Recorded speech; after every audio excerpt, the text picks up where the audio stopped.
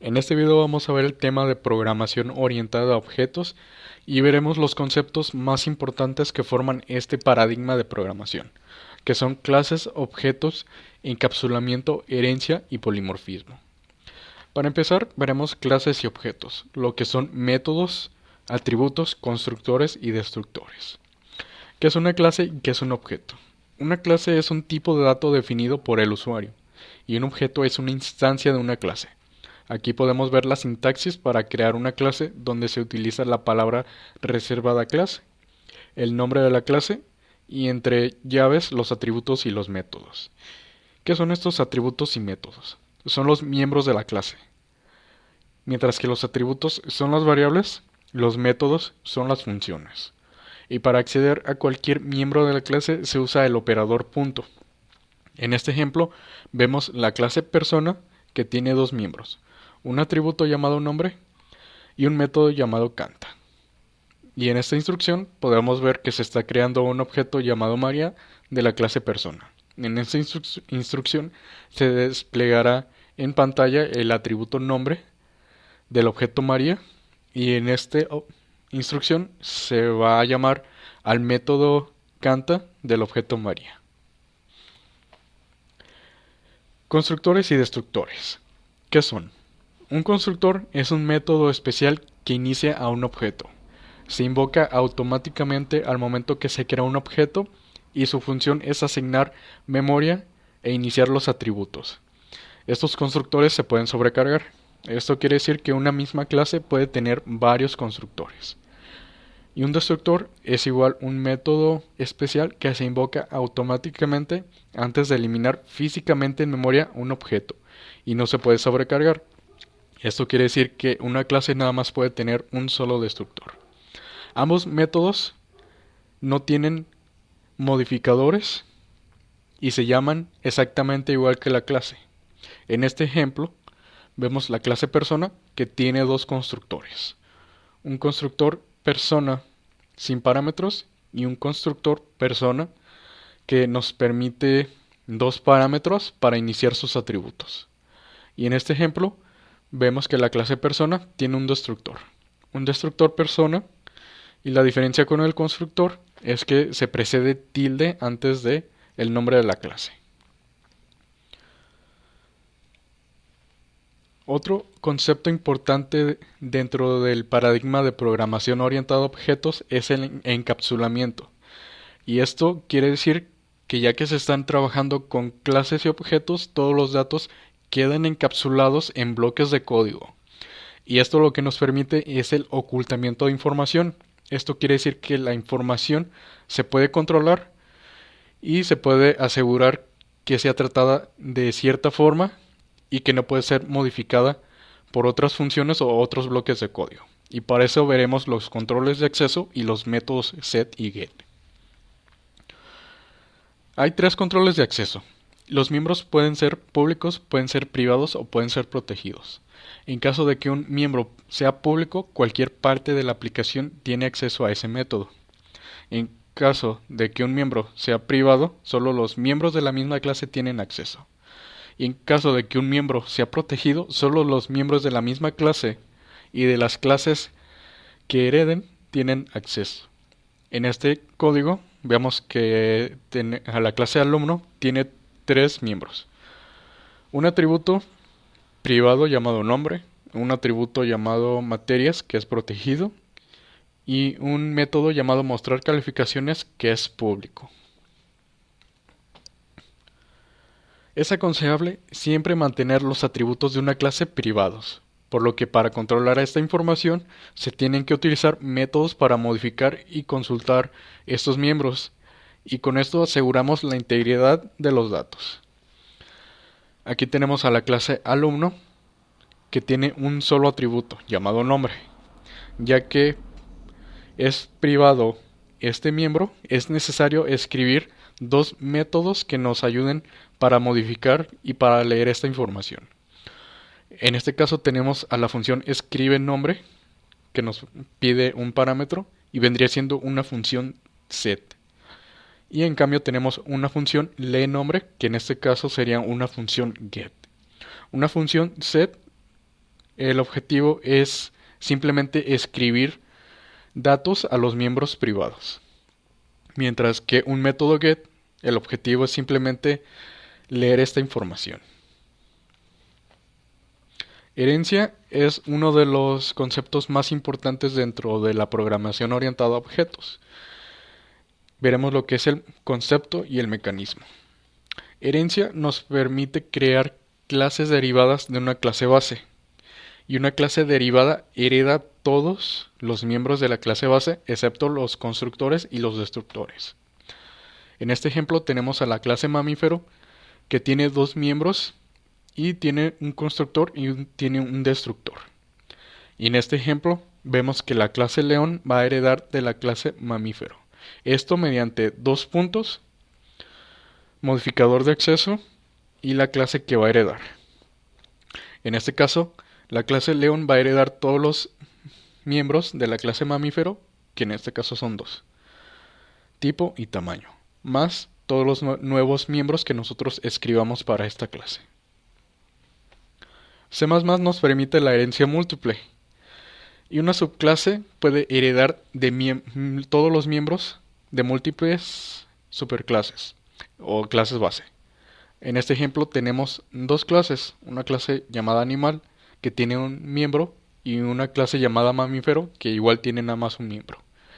Esta instrucción nos va a permitir heredar de las dos clases. A la clase león va a heredar públicamente animal y públicamente mamífero. Quiere decir que los miembros de estas clases van a pasar a esta clase, más los nuevos miembros que se escriban dentro de esta clase.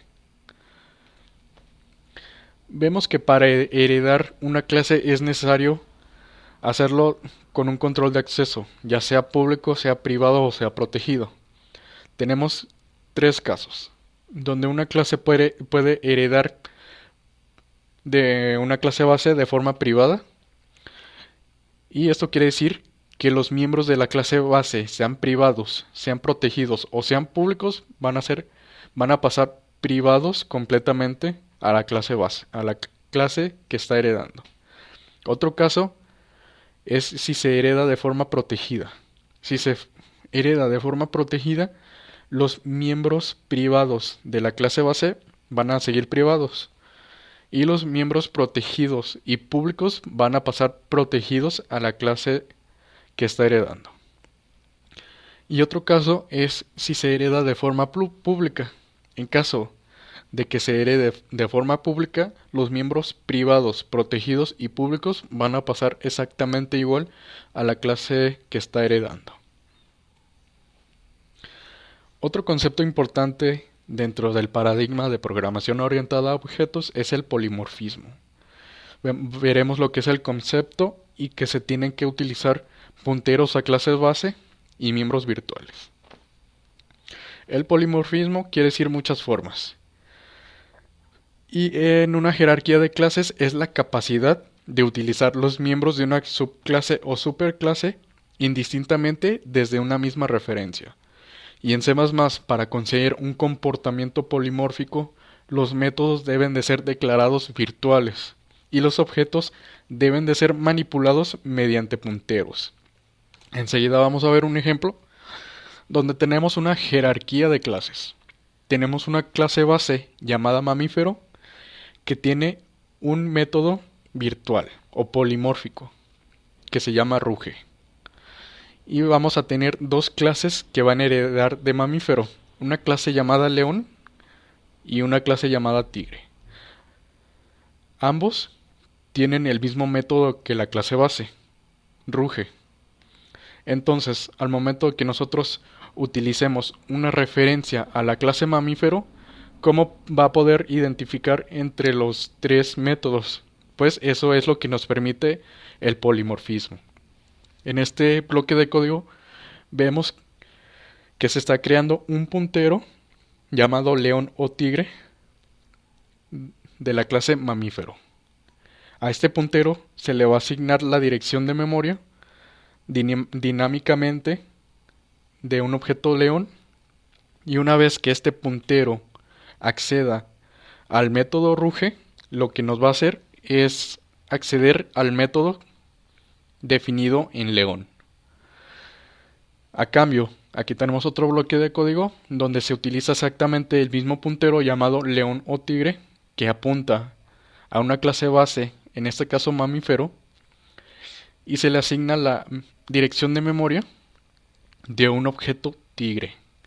Y al momento que este puntero apunta al método ruge, en vez de ejecutar el bloque de código de la clase mamífero, va a ejecutar el bloque de código de ruge en tigre. Vamos a pasar directamente a un programa donde veremos clases, veremos objetos y veremos principalmente el polimorfismo. En este programa tenemos tres clases. Bueno, tres clases que van a heredar de figura, que vendría siendo una clase abstracta, donde tenemos la clase figura, va a tener los atributos altura y base, y va a tener dos miembros que van a ser polimórficos o virtuales, que va a ser getMedidas y va a ser cálculo de área. Tenemos una clase llamada rectángulo que está heredando públicamente de figura. Esto quiere decir que va a tener altura y base, más un método llamado área, que en este caso nos va a regresar base por altura. Y vamos a estar definiendo getMedidas, que lo que nos va a hacer es escribirnos en el objeto los atributos de altura y base. Tenemos una clase llamada triángulo que va a heredar públicamente figura y vamos a definir de igual forma área y getMedidas. En cada caso, en el método área nos va a regresar base por altura entre 2 y getMedidas simplemente nos va a pedir la altura y la base. Tenemos una clase llamada círculo que hereda públicamente de figura. Eso quiere decir que va a tener altura, base, que no van a ser necesarias. Tiene un atributo propio que es radio. Y estamos definiendo otra vez lo que es área. Nos va a regresar 3.14 por radio al cuadrado. De igual forma estamos reescribiendo el método getMedidas, que lo que nos va a hacer es simplemente pedirnos el radio. Y tenemos el programa principal donde vamos a estar creando una referencia a un objeto figura. Tenemos aquí un puntero llamado F a figura. Vamos a crear un menú donde nos pida la figura que queramos calcular, rectángulo, triángulo o círculo. Y por medio de un switch vamos a asignar dinámicamente a ese puntero la dirección de memoria, ya sea un rectángulo, ya sea un triángulo o ya sea un círculo. Y vamos a utilizar los métodos de figura mediante este operador getMedidas y vamos a desplegar en pantalla el área mediante la referencia AF área. Vamos a ejecutar. Aquí tenemos nuestro programa donde podemos elegir entre tres figuras, ya sea rectángulo, sea triángulo o sea círculo. Vamos a seleccionar rectángulo, nos va a pedir una altura, una base y nos va a desplegar área. ¿Desea continuar? Sí. Vamos a seleccionar triángulo, vamos a escribir 5 altura, 5 base, nos despliega área 12.5. ¿Desea continuar? Sí. Ahora vamos a seleccionar círculo, donde nos va a pedir nada más únicamente radio y nos va a desplegar área. ¿Desea continuar? No. Como pueden observar, aquí simplemente se llamó a dos miembros, ya sea getMedidas y sea área, mediante la referencia a figura. Y cómo supo distinguir nuestro programa entre si era rectángulo, era triángulo o era círculo. Esto fue por medio del polimorfismo. Nosotros hicimos referencia a figura y figura en cada caso estaba apuntando a un tipo de clase distinto y llamó indistintamente a los miembros que tenía que llamar. En este caso tenemos tres clases Y la clase figura, ya que no se instancia en ningún momento, se llama clase abstracta. Eso es la mayor parte de los conceptos más importantes del paradigma. Y eso sería todo por este video.